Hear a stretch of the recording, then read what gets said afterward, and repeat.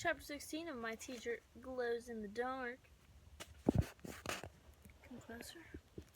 Thank you. It's called Duncan. I'm just gonna get started. We're almost done with this book. We've got about 5 chapters left. Then, the final book. My Teacher Flunked the Planet. I was in a chamber filled with machinery. I recognized some of the devices as things the aliens used for communicating across space. To my right was a kind of desk. Sitting on the desk was a helmet. "Put it on," said a voice behind me. I jumped in surprise, which caused Murgatroyd to squeak in protest. "Hulan," I snapped, spinning to face him. "Don't do things like that to me."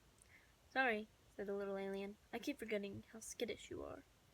I assume you're the one who brought me here." Hulan reached out for the skimmel. I handed it to him.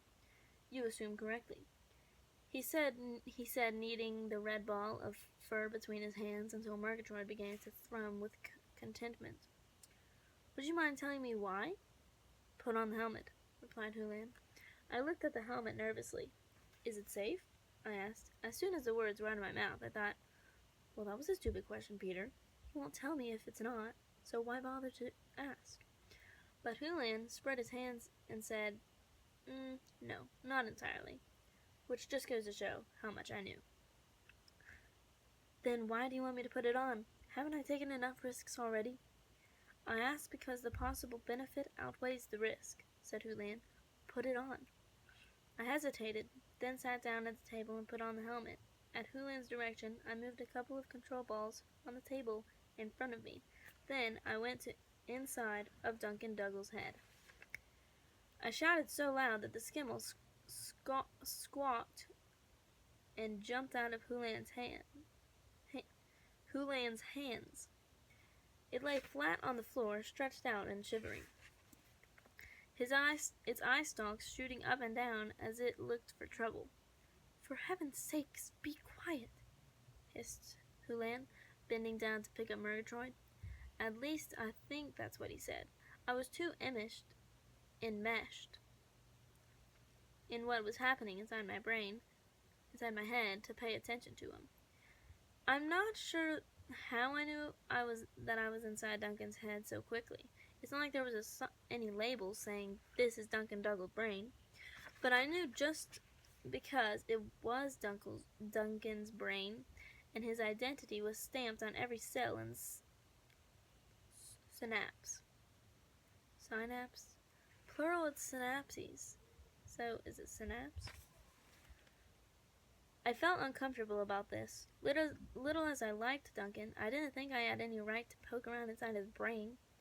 "Duncan," I thought. "Duncan, can you hear me?" No answer. Either he wasn't aware of me or wasn't able to answer, or was answering and it wasn't coming through. Things happen fast inside a human's brain. I started looking around. In a matter of seconds, or less, maybe. I don't know exactly how long it took. I learned more about Duncan Douglas' life than I ever wanted to know.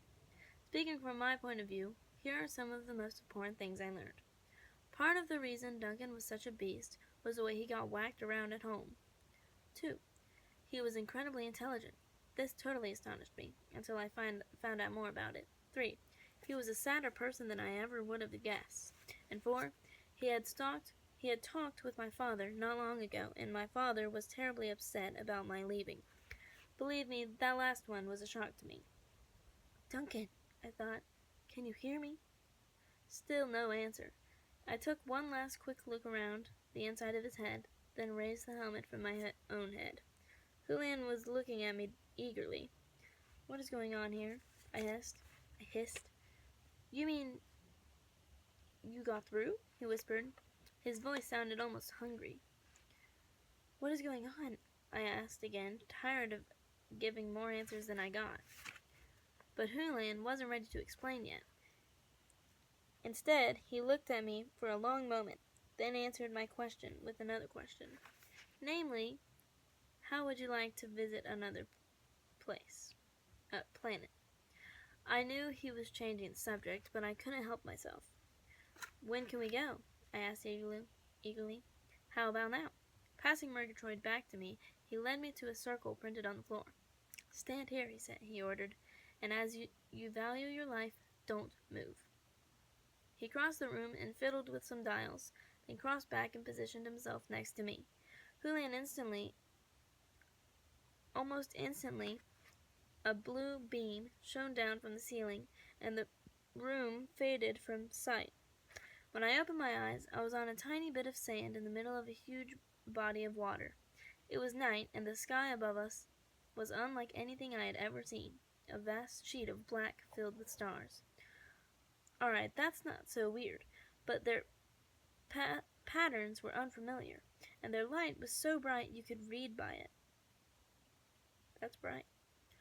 In the sky, to our right, floated a small green moon. A ribbon of shimmering, changing color stretched from horizon to horizon.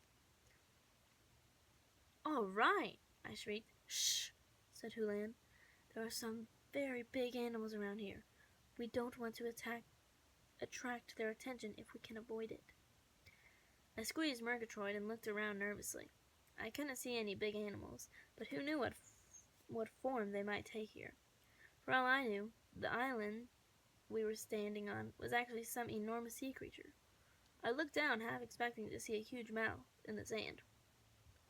"How did we get here?" I whispered. "We took a ship-to-surface elevator," said Hulan. "It's like moving around inside the ship, but on a grander scale. Why didn't Broxholm use one of these when he came to Earth?" I asked, remembering our trip from Kennetuk Falls to the New Jersey. "Because first you have to set them up," said Hulan. "Why would anybody set one up out here in the middle of nowhere?" "I set it up to be a private place. I like to come here to think." I glanced at Hulan, who was easy to see because he was glowing again. "Who are you?" I asked.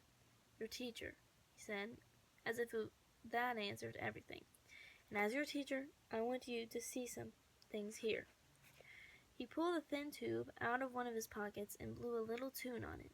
A moment later, I heard the tune repeated somewhere across the water, as if it were being sung by a bird, or for all I knew, some strange kind of fish, or something else altogether, for that matter. I turned to Hulan. He put his fingers to his lips and motioned me to silence. We waited. The tune was repeated again, off in another direction, and then again and again. Suddenly I saw a commotion in the water, as something bright and huge rose from the depths of the edge of the island. "Our chariot arrives," said Hulan. My eyes were fixated on the green thing waiting just below the surface of the water. It was at least 100 feet long. If it was a chariot, it was a strange one, because it was clearly a living animal, either that or a very good imitation of one. Hulan played another little tune. The creature rose to the surface and tipped back its head, which was the size of a small room. Its huge silver tongue extended to the shore like a gangplank. "Go ahead," said Hulan. "Step aboard." That's the end of Chapter 16. Chapter 17 will be coming out soon. Make sure to comment what book I should do, what book or book series I should do after I finish these books, because the next book is the last one and we're almost finished with this one. So let me know, what book do you want to hear, or series?